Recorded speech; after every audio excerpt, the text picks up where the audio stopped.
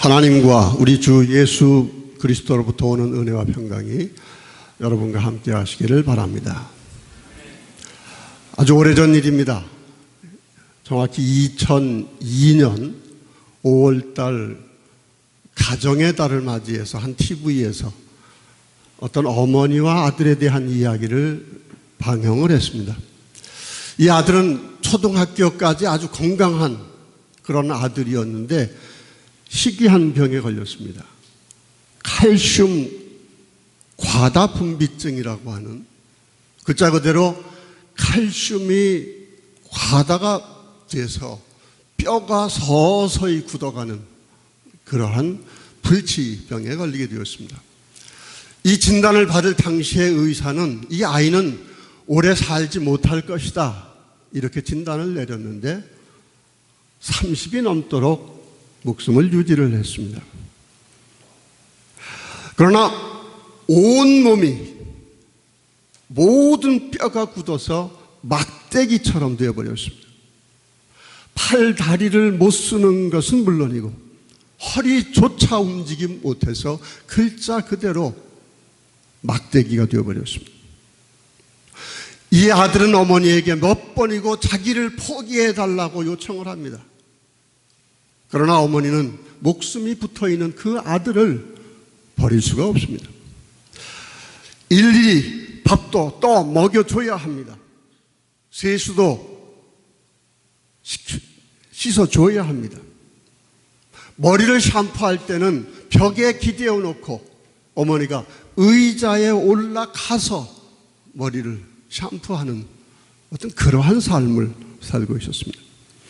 그 아들의 모든 몸이 막대기처럼 굳었지만은 한 팔만은 이렇게 묘한 모습으로 굳어 있었어요.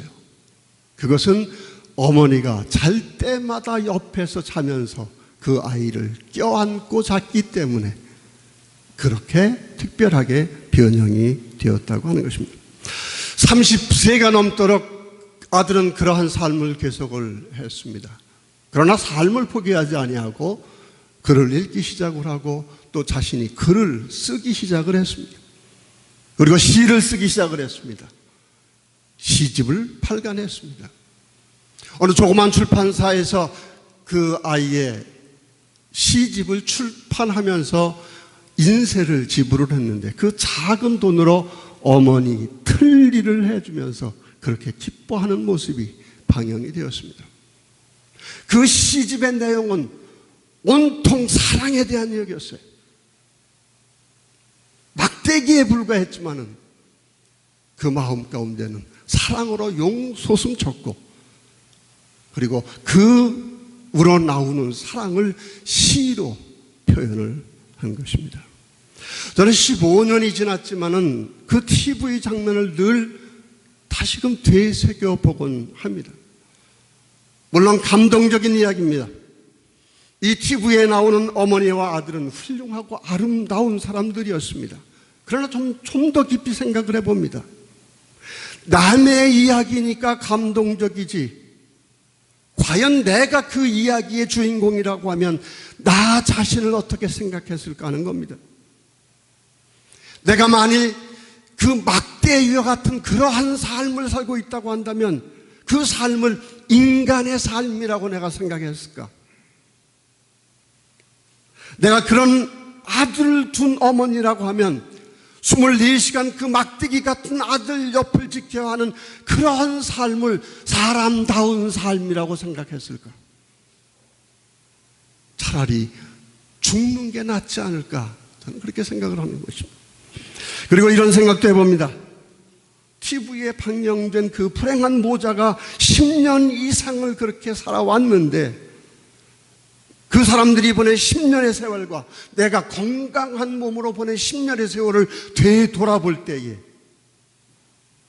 나는 어떤 의미에서 그 사람들보다 더 나은 사람으로 살았는가라고 하는 겁니다.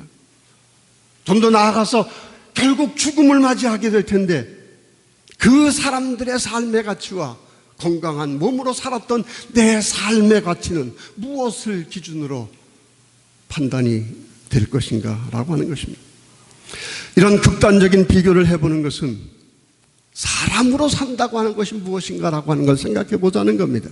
인간의 삶을 가치 있게 만드는 것은 무엇이고, 어떻게 살아야, 또 어떤 조건이 충족되어야 사람다운 사람으로 사는 것인가, 이런 질문을 한번 생각해 보자고 하는 겁니다.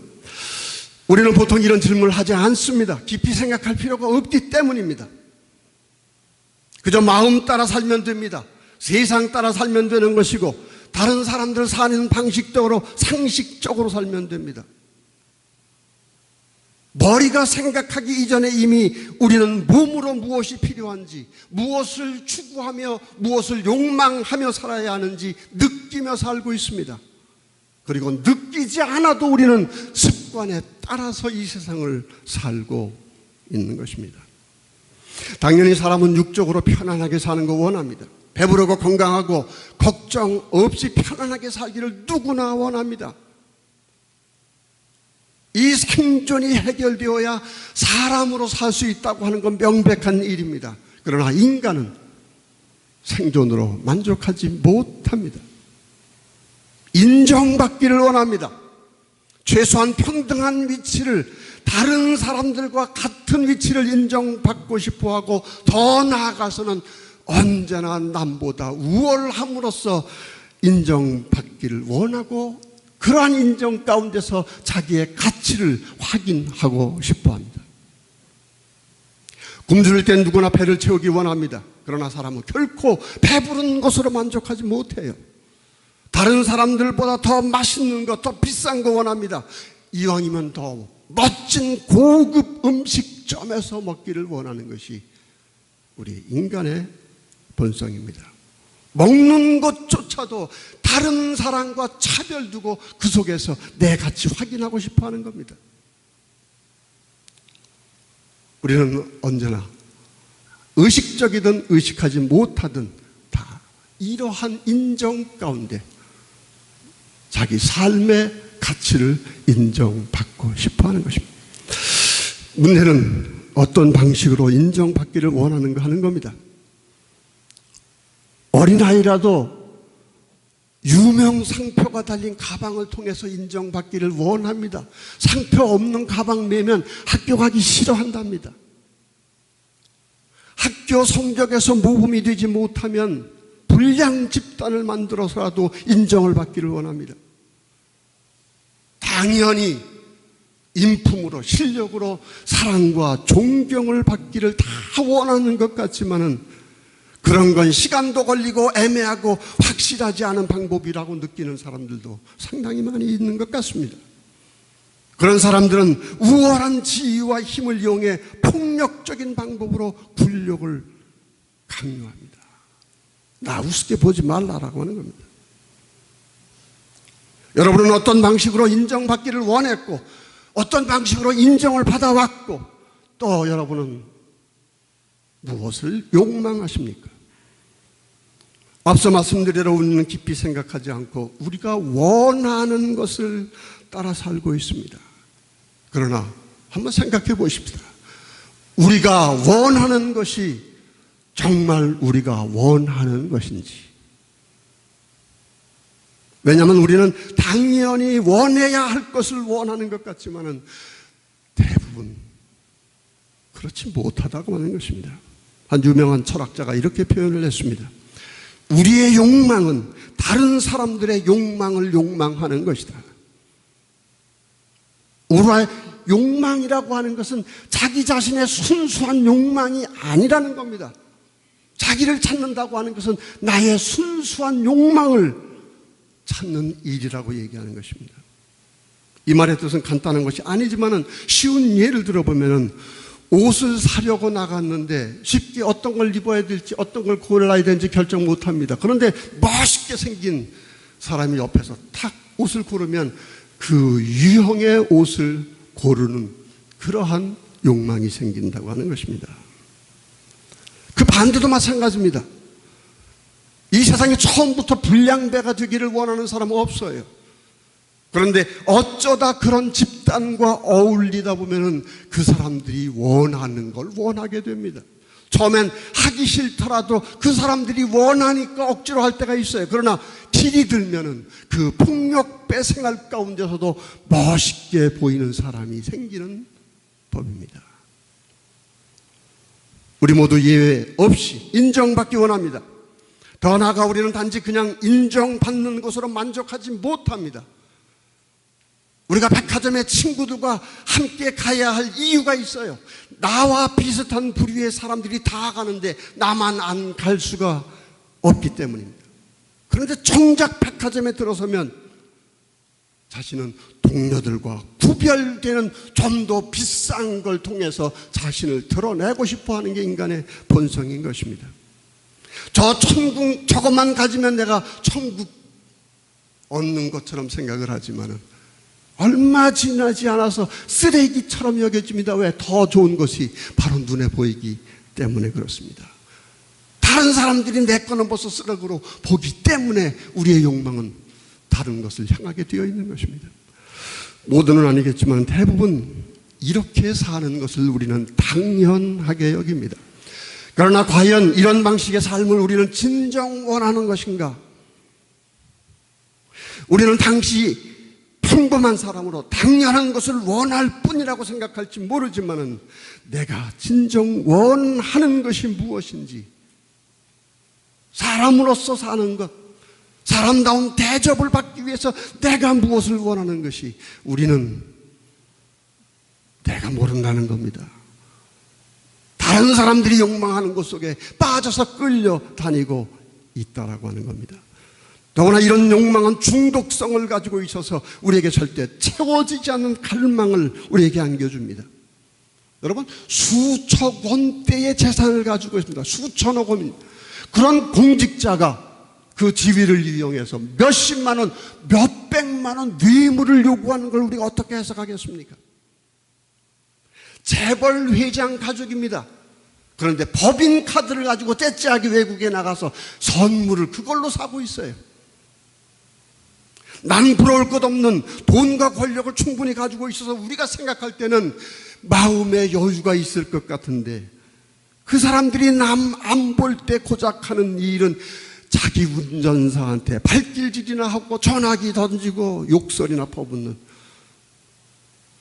여러분, 이러한 것이 우리의 삶입니다. 여러분, 문제는요, 그래도요, 우리가 원하는 건 나도 전화기 한번 집어봤으면 그러는 겁니다. 나도 내 운전사 발길질 한번 해봤으면. 여러분, 과연 이게 우리가 원하는 겁니까? 결론부터 말씀드립니다. 사람을 사람답게 만드는 건 오직 사랑뿐입니다. 왜냐하면 하나님은 사랑이시기 때문이고 인간은 하나님의 형상으로 창조되었기 때문입니다. 하나님은 세상을 필요로 않으셨지만은 세상 창조하신 것은 하나님이 사랑이셨기 때문입니다. 인간을 하나님의 형상으로 창조하신 것은 하나님의 사랑에 대한 그러한 응답으로서, 사랑의 응답을 할 수 있는 인격적인 대상을 원하셨기 때문입니다. 하나님이 인간에게 자유의지라고 하는 인격을 주신 것도 사랑 때문이었고, 죄를 범하였을 때 인간을 심판하신 것도 사랑 때문이었습니다.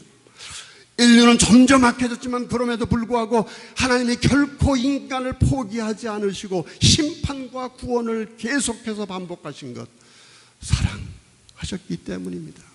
하나님은 심판의 하나님이셨어요. 왜? 사랑의 하나님이셨기 때문입니다. 하나님은 하나님 보좌에 앉아 계시는 것으로 만족하지 않으셨습니다. 인간의 몸을 입고 우리 곁으로 내려오셨습니다. 하나님은 사랑이시기 때문입니다. 힘 있는 사람들이 힘 없는 사람들을 단지 힘 없다고 죄인이라고 정죄하고 그들을 함부로 취급할 때 예수님이 분노하신 것은 사랑 때문이었습니다. 단지 병들었다는 것, 단지 가난하다는 것, 그것만 가지고 너희들은 저주받은 사람이라고 손가락질 받던 사람들, 하나님은 일부러 그들을 찾으셨고 그들을 고쳐주셨고 그들과 함께 식사를 하셨습니다. 그분은 사랑이시기 때문입니다. 하나님의 사랑의 정점은 십자가였습니다. 십자가는 하나님의 사랑의 상징입니다. 그리고 예수님의 부활은 하나님의 전능하심이라고 하는 것은 천군 천사를 동원할 수 있는 그런 능력이 아니라 사랑의 능력이라고 하는 것을 보여주신 겁니다. 부활은 죽음을 극복할 수 있는, 죽음까지 넘어설 수 있는 능력은 오직 사랑의 능력이라고 하는 것을 바로 보여주신 것입니다. 인간이 인간인 것은 사랑 때문입니다.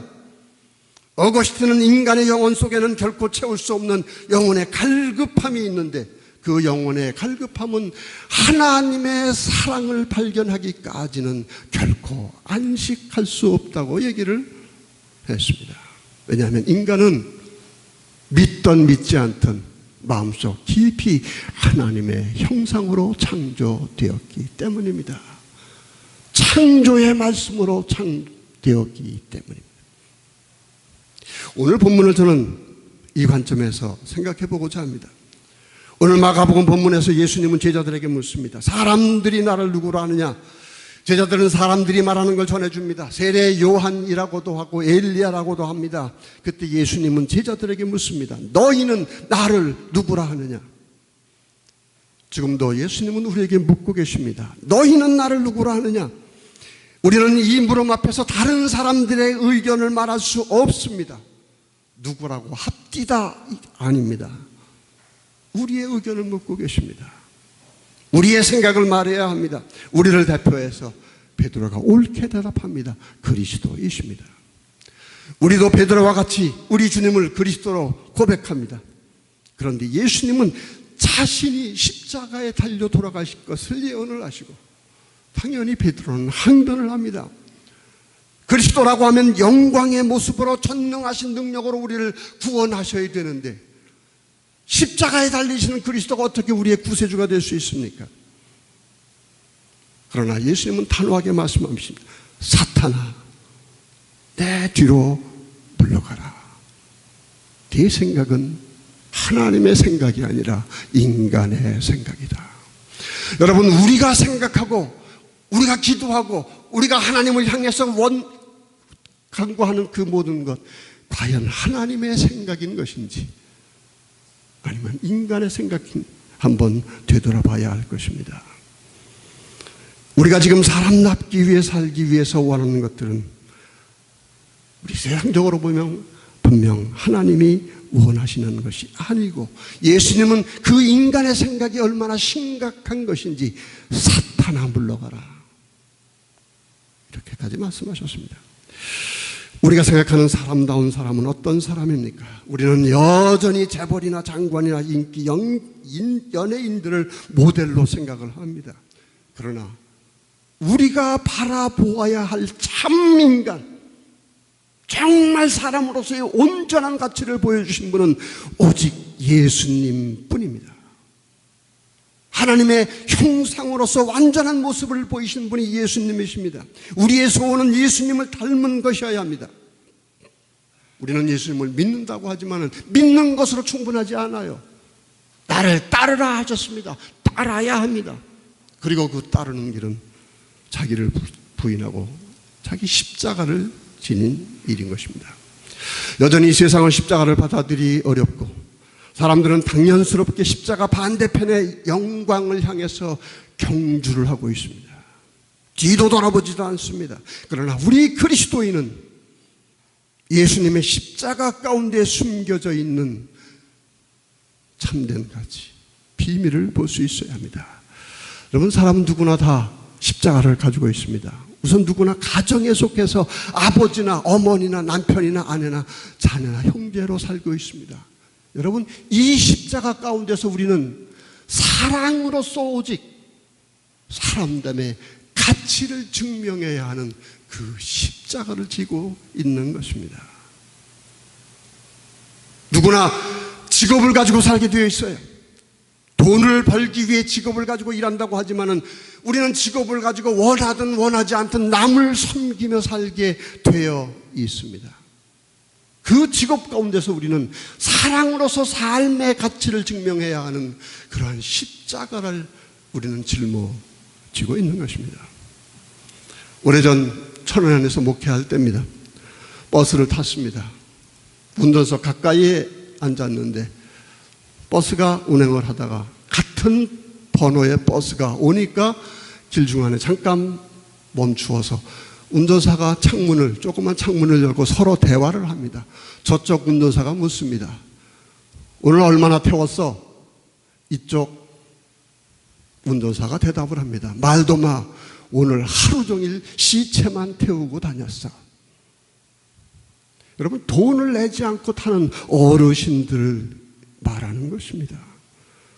여러분, 스스로 그 운전을 하면서 시체들만 태우고 다닌다고 생각하는 그 사람 얼마나 불행한 사람입니까?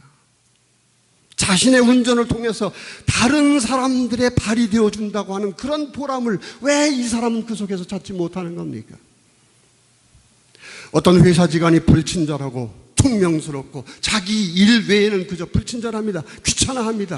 여러분, 이 사람은 분명히요, 그 직장에서 사랑을 받지 못하는 사람입니다. 이 사람은 그 직장을 사랑하지 않는 사람입니다. 그 직장에서 사랑을 받고 가치를 인정받고 있는 사람이라고 한다면, 그리고 자기는 그 직장을 사랑하는 사람이라고 한다면 누가 시키지 않아도 알아서 일을 찾아서 하는 겁니다. 이게 사람으로서의 가치인 것입니다. 가정을 만드는 건 사랑입니다. 돈으로 세운 가정은 모래 위에 세운 가정입니다. 우리나라 형제, 재벌 형제들마다 예외 없이 형제의 난을 겪습니다. 예외가 없습니다. 여러분, 아무리 돈이 많아도 형제가 원수가 된 그런 삶이 어떻게 행복한 삶이 될 수 있습니까? 부모는 자녀를 사랑으로 키워야 합니다. 사랑할 수 있는 사람으로 키워야 합니다. 자녀는 부모가 가난하더라도, 병들었다 하더라도 하나님을 대리하는 사랑의 부모님이라고 하는 바로 그 사실 때문에 사랑으로 응답할 수 있는 그런 자녀가 되어야 하는 것입니다. 오늘 사회의 가장 근본적인 문제는 아이들이 가정에서조차 경쟁하는 것만 배우지 사랑의 결핍 가운데서 성장하고 있다고 하는 것입니다. 금수저와 흙수저가 분명히 나누어져 있는 우리 사회에서는 공정한 경쟁이 이루어지기 어렵습니다. 오늘날 현실에서 흙수저 가정의 자녀들이 무거운 십자가를 지고 있다고 하는 건 사실입니다. 그러나 포기하지 말아야 합니다. 우리의 삶의 가치, 눈에 보이는 것이 있지 않다고 하는 것, 우리는 알아야 합니다. 가난은 결코 부끄러운 것이 아닙니다. 오히려 이 세상에 떳떳이 못한 돈들이 마땅히 부끄러워해야 하는 겁니다. 때로 우리는 남들이 지지 않는 십자가를 질 때도 있습니다. 가난과 질병 혹은 가족의 어려움으로 다른 일반 사람들이 지지 않는 그런 십자가를 치고 살아야 하는 사람들도 있습니다. 세상 눈으로 볼 때 기구한 팔자일지 모르지만은 여러분, 신앙의 눈으로 볼 때 그 남들이 지지 않는 기구한 그 십자가, 그 십자가는 그리스도의 십자가를 만날 수 있는 자리가 될 수 있는 것입니다. 무엇보다 교회는 사랑을 배우는 곳이고 사랑을 실천하는 곳이어야 합니다. 우리는 오직 사랑 때문에 하나님을 믿는 믿음의 형제 자매들입니다. 우리는 사랑 때문에, 그 사랑 때문에 십자가를 지신 우리 그리스도를 그 믿음으로 하나 되었습니다. 우리는 한 믿음 가지고 있습니다. 다른 조건이 이 교회 안에서 작용하면 되지 않습니다. 지금도 성령은 은사로서 이 교회에서 역사하십니다. 그러나 가장 귀한 은사는 사랑의 은사이고, 사랑이 없으면 다 울리는 꽹과리에 불과하다 했습니다. 아무리 자기 몸을 불살할 정도로 봉사를 한다 하더라도 사랑이 없다면 아무 유익이 없다고 했습니다. 자신만이 아니라 교회에도 유익이 되지 않습니다. 사랑만이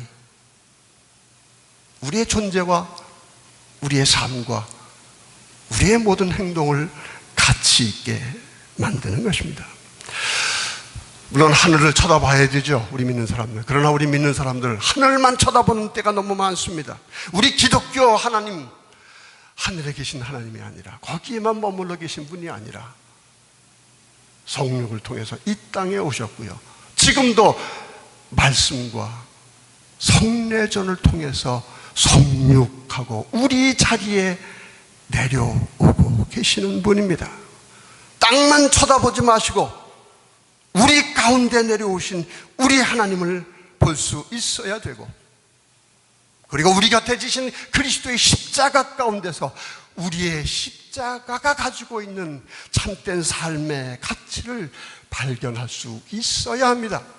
그 십자가는 바로 숨겨져 있는 이 세상 사람들은 보지 못하는 참된 사람됨의 가치를 우리에게 보여주는 것이고, 그리고 이 세상에서 참 사람으로서 우리를 구원할 수 있는 유일한 구원의 능력인 것입니다. 루터교회에서 매주일 베푸는 성만찬, 이것은 바로 우리의 일상 가운데 내려오시는 주님을 강조하기 위한 겁니다. 우리를 위해 흘리신 피살, 떡과 포도주 그 속에 임하신다는 걸 우리 루터교는 강조하는 것입니다. 우리의 현실 가운데 오시는 주님을 만나라는 얘기입니다.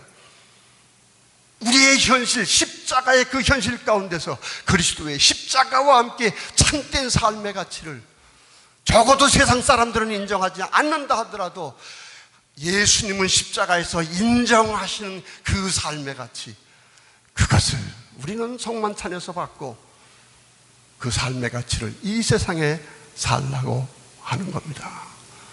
세상 사람이 인정 안 하면 어떻습니까? 예수님이 인정하고 하나님이 인정하시는 우리의 가치입니다. 이 가치를 살아야 하는 것입니다. 제 설교가 지루했더라도 성만찬에서 은혜를 받으시고 여러분의 삶의 십자가가 갖는 정말 아름다운 삶의 가치를 발견하고 그 가치를 나타내며 살 수 있는 복된 여러분이 되시기를 축원합니다. 그리하면 모든 지각에 뛰어난 하나님의 평강이 우리 주 예수 그리스도 안에서 여러분의 마음과 생각을 지키실 것입니다.